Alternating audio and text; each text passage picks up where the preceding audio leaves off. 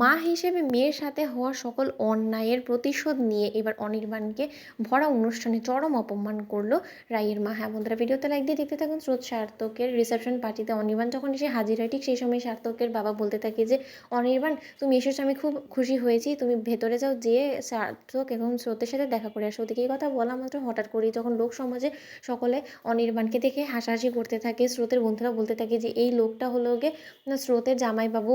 কিন্তু তার থেকেও বড় কথা যে লোকটা এতটাই লম্পট আর চরিত্রহীন যে কী আর বলবো, আমার তো বলতেও ঘেন্না হচ্ছে, যে কিনা এক ছাদের তলে দুটো বউকে নিয়ে বসবাস করে। আর রায় দিদিভাইয়ের আসলে মন বলতে হবে, এত বড় মন মানসিকতা নিয়ে কী করে যে রায় দিদিভাই চলে, আমি সেটাই ভেবে পাচ্ছি না। যে কিনা নিজের হাজব্যান্ডের এক্স ওয়াইফকে একই বাড়িতে একই ঘরে বরদাস্ত করে।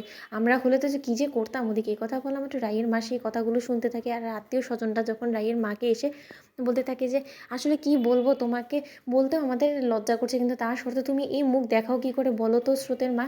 তুমি একবার ভেবে দেখেছো যে তোমার দুই মেয়ের সংসারের অশান্তির প্রভাবটা তোমার ছোটো মেয়ের সংসারে যদি এসে পড়ে, তাহলে তো তোমার ছোটো মেয়েও এই সংসারের সকল সুখ ছিন্ন করে তোমার ঘাড়ে এসে বসবে। তখন তুমি কি করবে বলো তো?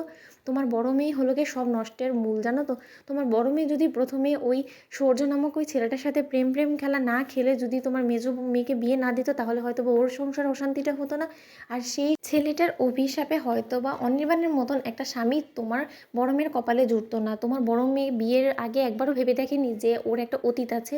ও তার থেকে বড় কথা, ওর বরের এক্স ওয়াইফও নাকি এখন ওই বাড়িতে উড়ে এসে জুড়ে বসেছে। এক ঘরে এক ছাদের তলায় কি করে দু বউ নিয়ে সংসার করছে বলো তো। অন্যদিকে এসব কথাবার্তা শুনে রাইয়ের মা উত্তেজিত হয়ে যখন সকলের মুখে ঝামা ঘষিয়ে দিয়ে বলতে থাকে যে তাতে তোমাদের কি বলো তো, আমার মেয়ে যদি আমার কাছে থেকেও যায় তাতে তো আমার কোনো রকম কোনো সমস্যা হচ্ছে না, তাতে তোমাদের তো কিসের সমস্যা হচ্ছে বলো তো। ওদিকে এই কথা বললে যখন রাইয়ের মা ওখান থেকে সরে উঠে যায়, ঠিক সেই মুহূর্তে অনির্বাণ রায়ের মায়ের কাছে গিয়ে বলতে থাকে যে মা, আমি খুব ভালো করে জানি যে আপনি যথেষ্ট পরিমাণ আমার উপরে অভিমান করেছেন, কারণ আমি স্রোতের বিয়েটা অ্যাটেন্ড করতে পারিনি।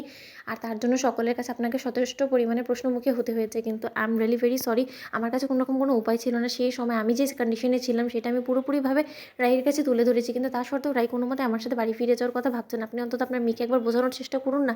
আমরা আমাদের মাঝখানের সকল মান অভিমান ভুলে আমরা নতুন করে সুখে ঘর সংসার করি। তখন এই কথা বলে আমাদের রায়ের মা বলতে থাকে যে সুখে ঘর সংসার করার স্বপ্ন তুমি কী করে দেখো অনির্বাণ বলো তো, যেখানে কিনা তোমরা নিজেদের সুখকে নিজেদের থেকেই কোয়েলের হাতে তুলে দিয়েছো। তো এখন তো তুমি কোয়েলের ইশারায় নাচো, কোয়েল যা বলে তুমি সেটাই করো। আজকে নিশ্চয়ই কোয়েল তোমাকে বলেছে এখানে আসতে, তাই তুমি এসেছো। কারণ আমি তো খুব ভালোভাবেই লক্ষ্য করেছি যে তুমি কোয়েলের প্রেমে এমনভাবে হাবুডুবু খাচ্ছ যে যার ফলে তুমি আমার মেয়েকে কোথাও খুঁজে পাচ্ছ না। আমি মা হিসেবে আমার মেয়ের যন্ত্রণাটা যথেষ্ট টের পাই। আমি দেখেছি ওকে রাতের পর রাত না ঘুমিয়ে কাটিয়ে দিতে, চোখের জল ফেলতে। আমি মা হিসেবে সেসব কিছু কী করে সহ্য করি একবারও ভেবে দেখেছো বলো তো অনির্বাণ?